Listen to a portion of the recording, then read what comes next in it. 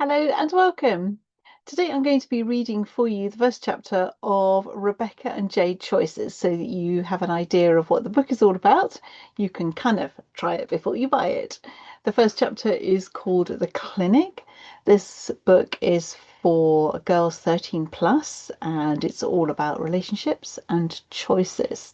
So here we go, the first chapter of Rebecca and Jade Choices by Eleanor Watkins. It wasn't the place I'd have chosen to be on a breezy February morning. Through the window, a pale winter sun was shining, and I could see a drift of snowdrops under a nearby tree. I looked around the room. Vibrant yellow walls, which I guess were painted that colour to bring a cheery feel. Bright flower pictures of poppies and sunflowers and marigolds, probably chosen for the same reason. I couldn't help feeling that something a bit more soothing, perhaps even pastel blues or calm greens, would have been a better choice. I kept fidgeting on the fake leather bench seat, which squeaked embarrassingly every time I moved. A pile of magazines, quite recent ones, not the usual 3-year-old copies you get in most waiting rooms, sat in a neat pile on a little table.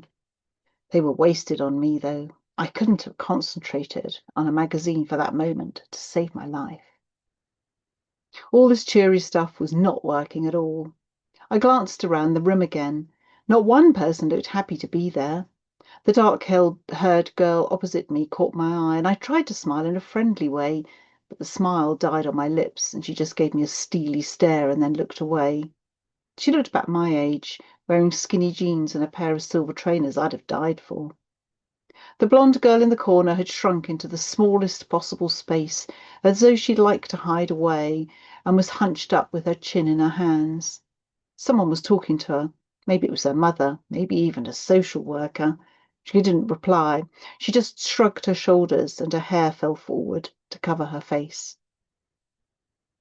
Two or three others, then there was Jade, sharing my blue plastic bench seat, looking as cool as usual, flicking through a fashion magazine, immaculate and manicured, with long, slim legs, and one turquoise ballet slipper dangling casually from her coffee-coloured toes, and her perfectly polished nails. I shifted in my seat, which squeaked again, and nibbled nervously at my nails. Someone came into the consulting room, and another name came up on the board. I wondered how much longer before our turn. Jade was eyeing me critically over the page of her magazine. Stop chewing your nails, Rebecca. It doesn't do anything for your image, you know. I was thankful she'd spoken in a low tone and the others hadn't heard. At least she'd never publicly humiliate me.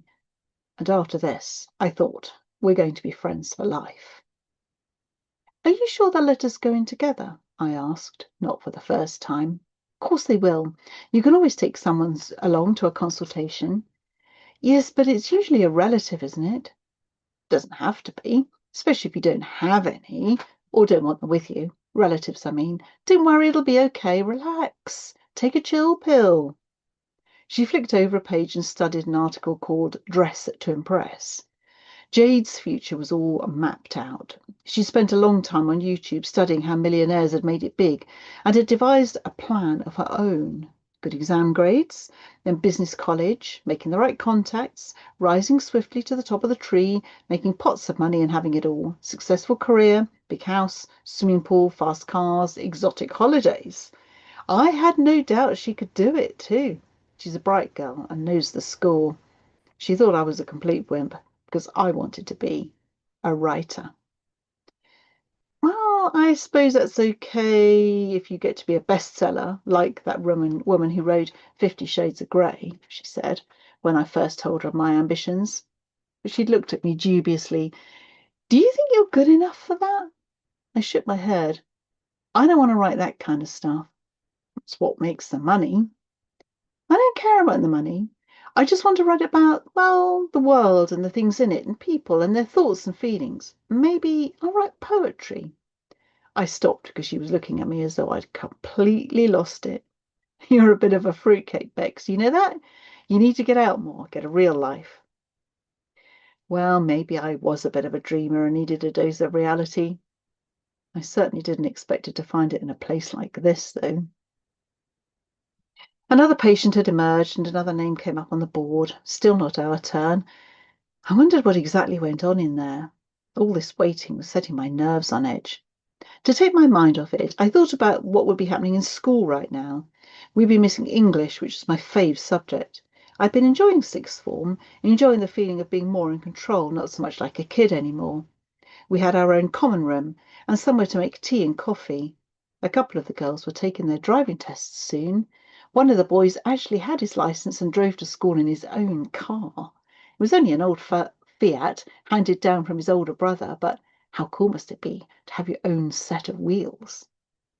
The blonde girl had gone in, accompanied by the older woman, who almost had to push her along in front of her. As she passed, I could see the girl's face white and frightened and tense, as though she was having to make a huge effort to hold it all together. I was amazed at how young she looked. 13 or 14 at a guess, 2 or 3 years younger than Jade and me. Surely she couldn't be pregnant. Yet why else would she be here in this clinic?